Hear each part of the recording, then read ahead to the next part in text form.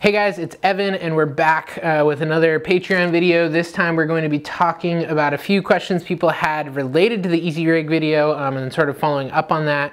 So the first question that I got asked was what filter are you using, because the highlights look crazy and usually we really like it. So the answer to that question is it's a Format High-Tech 1/4 black super mist filter. I may have incorrectly told some of you that it was a clear super mist filter, and that is because I thought it was, and I was wrong. It's a black super mist.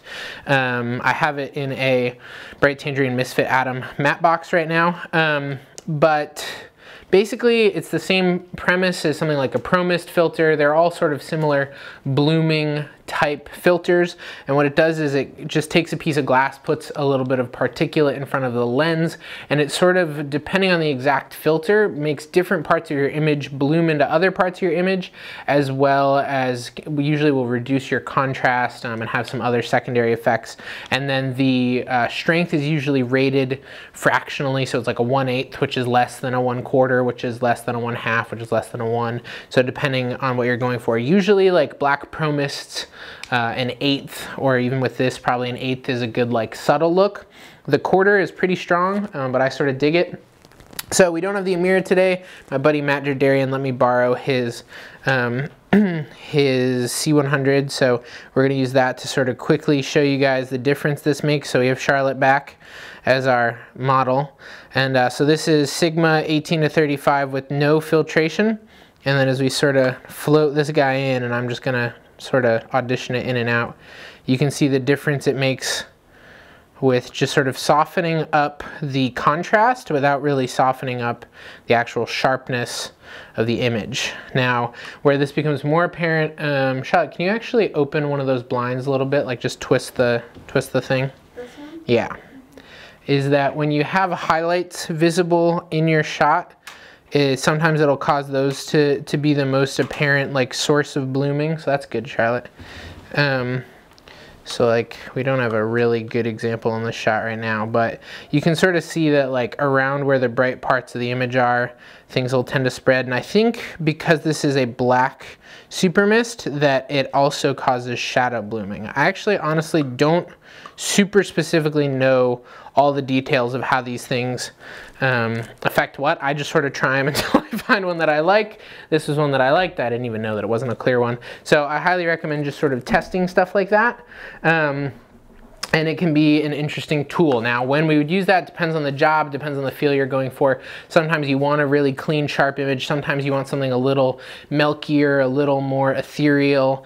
And so sort of that's where the seasoning choices come in. Do you want a really sweet cake or more of a savory cake, you know, and determining what the flavor you want and how you're going to accomplish that. So it could be just lenses, it could be lenses and filtration, you know, any one of those things can sort of work together. So another option we have that people have asked about a few times is actual haze. So sometimes you want a mist filter. Upsides to mist filters include being usable in times that you wouldn't be able to use a hazer, like outdoors sometimes and stuff. I've done shoots like the music video for Good Good Father that I did a few years ago. We hazed all the interiors and we used Pro Mist filters on the exteriors because we couldn't bring a hazer out. So for the sake of this demo, I have my cheap $100 Guitar Center hazer that I keep around just for little shoots like this and stuff. Usually if we're on a real job, we'll use a DF50, which is sort of the industry standard hazer, but it's also like $4,000, which is why I don't own one. They're usually about $50 to $100 a day to rent. Most grip and lighting houses have them. So if you talk to your local rental house, if you're looking for one, they usually will have one or something similar. So things to know about hazers. This isn't going to be exhaustive, but sort of some general stuff to know. There's two different kinds, oil and water-based hazers. There's pros and cons to each. Just Google it and there's a bunch of articles that can talk about that. Some hazers have a longer heat up time, so from the time you plug it in to the time that it's ready to go, and then some sort of have cycle time. Some you can just sort of turn on and control like the rate that it's outputting haze at, and it'll just run indefinitely. Others, like this one, sort of give you a burst of haze and then it takes a few seconds to sort of charge itself up again, and then you can burst it again. So those are sort of some things to consider in different kinds of hazers. There's also different fluids haze fluid tends to be this lighter particulate that just sort of distributes throughout the air. Other like fogs tend to lay on the ground, so you generally want to go the haze route, not the fog route. So the way this guy works, we have a button here that we can hit, and it'll start kicking out some haze. Makes this fun haze hissing sound. But you pretty quickly, and this is one of the things that I would say is a big difference between this and like the DF50, is it comes off really sort of smoky and clumpy, whereas the DF50 is a little more consistently distributed from the beginning. But so usually what I would do, like say we decided that we wanted to haze this shot of Charlotte, is that I'd sort of overshoot the haze and then distribute the haze because it's going to want to leave the room. Obviously check for any smoke detectors because these things will set off smoke detectors. Especially if you're in a building that the smoke detector like calls the police department, you should make sure that you have those taken care of. You can put plastic bags over them and tape them or rubber band them, and usually that protects you. So I'll usually overhaze the room, so we'll sort of get an extra chunk of haze going, close the windows and stuff because otherwise the haze is all going to blow out on you. And so we're getting a little bit to the end of that chunky part. So there's currently a lot of haze sitting right here, and it's just super smoky and fake and gross looking. So usually what we'll do is we'll have a PA or a grip, or sometimes me, take a flag or a floppy or a beadboard or something, and once we've sort of put some haze in the room, we'll start to just blow it around. And by fanning it, it'll start to distribute, and initially it'll just be crazy.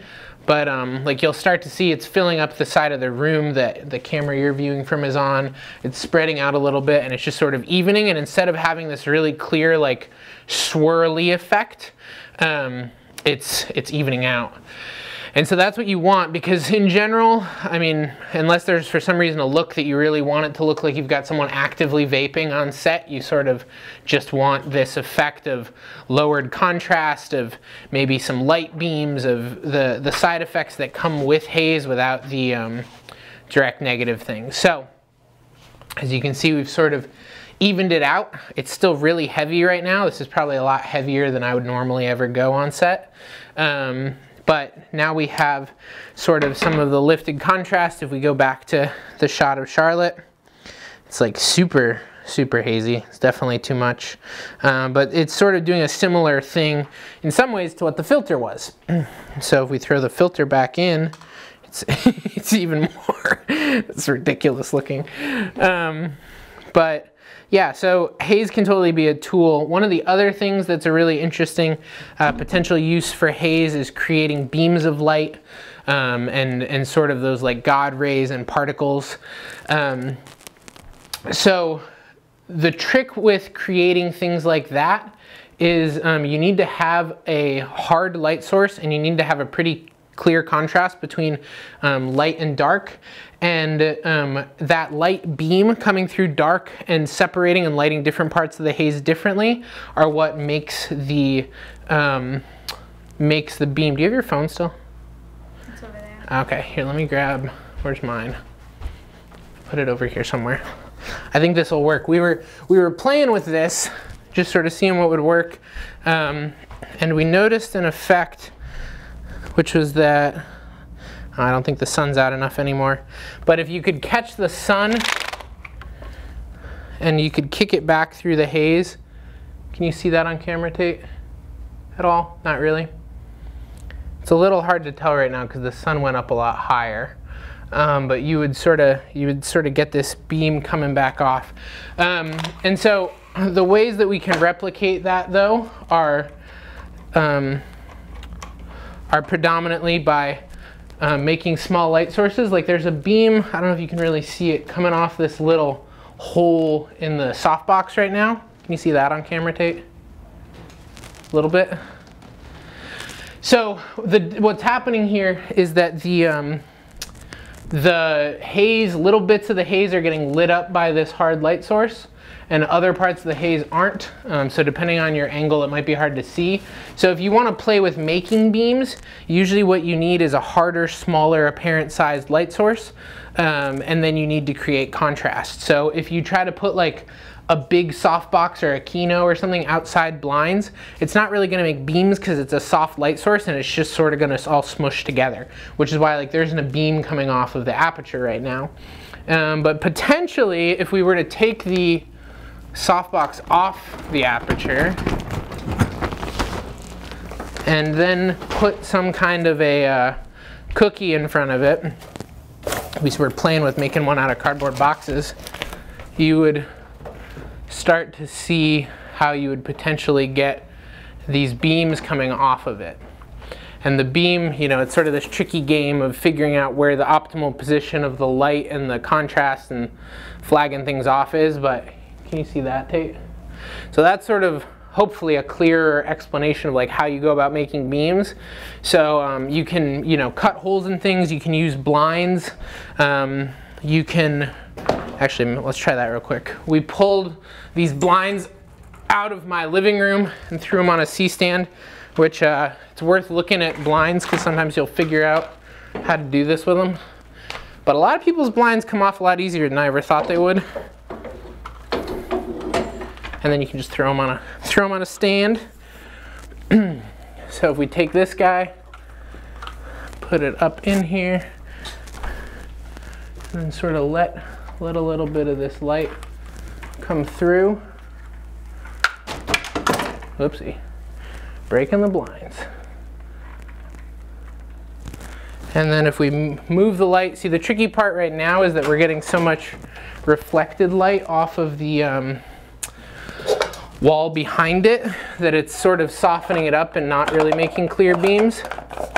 So if we were like trying to make more defined beams, I would be inclined to sort of flag this whole thing in a little bit. So this isn't a great example, honestly, but and it's also tough because it's a white walled room, which makes it so that all your contrast is inherently getting lowered. But if I were in a room like this, this is sort of the stuff that I would be doing to try and create this appearance of beams. So like, let's see, if we take this, we really gotta flag it off that whole side. And bump the hazer again. Whoop.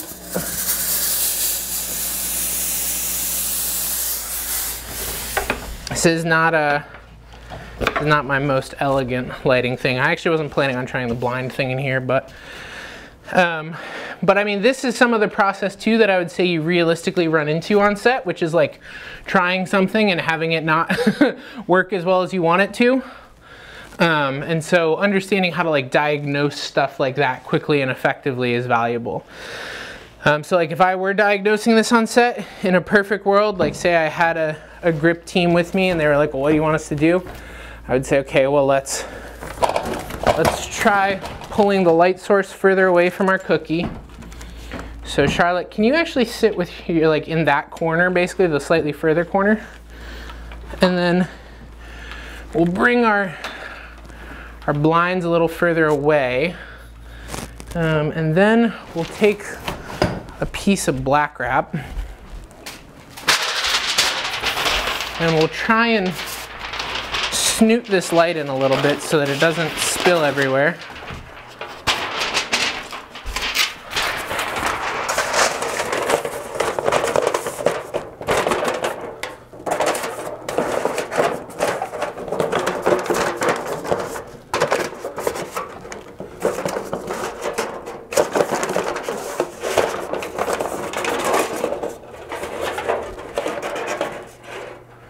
Close enough. See if that's doing anything. A little bit, but not really. And if we even make this light source smaller, back it up just a little bit.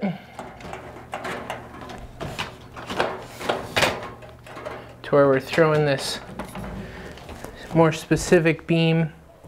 Yeah, I mean, it's sort of, there's so much bouncing around that you're really not seeing the effect of like the contrast created through these making a beam, unfortunately. But the grand irony of it is that it's going on here really hard right now. So there's Tate. Hi, Tate. So what we have over here is there's a Razor 7 300D. Now I've moved it further away from our breakup here because by pushing it back we have a smaller apparent light source, harder light, which makes more defined beams. And so you can see sort of here, can you actually sort of walk through this space in front of the door? That you're seeing how the light's falling, and that's sort of what's creating these beams. So again, you can sort of play with moving the light closer and further, playing with sort of seeing how it's flagging around, but because there's more contrast in this side of the room, that's part of how you see it more. Whereas right here, it's not really playing that well, honestly. So that's sort of a little bit of a lesson. You can also see now that the haze has really evened out, sort of, we've got this cool low contrast look going on with Charlotte, but it's not as crazy as it was a few minutes ago. So that's a really clunky and awkward explanation of this whole part with me messing with the blinds, but that's really sort of the process. And so you can do different things with using blinds, with taking cardboard and cutting holes in it, or taking black wrap and cutting holes in it, and just trying to create an opportunity for light to break up, and that'll help create the beams a la this side of the room. And so that's where hard light sources can be valuable for creating that breakup and creating those beams. The other thing, like I said, blooming filters can help to a certain amount to sort of like soften parts of your image from a contrast level without actually making them soft and undefined. So here's sort of filter in, filter out, put everything in focus, filter in, filter out. Sometimes that can be worth trying. If you're interested in buying one of these filters, I think I can save you 20%. I'll put the email in the post for this video, but you basically email Ryan Avery, tell him that you want in on the Evan super secret discount. They'll give you 20% off anything from Format High Tech. And yeah, if you guys have any questions about any of this, let me know, and then we'll get into other lighting stuff later. But that's sort of thoughts on haze, mist, blooming filters, all that sort of thing. And if you have more specific questions, let me know and I'll answer those in part 2. Thanks for watching. Bye.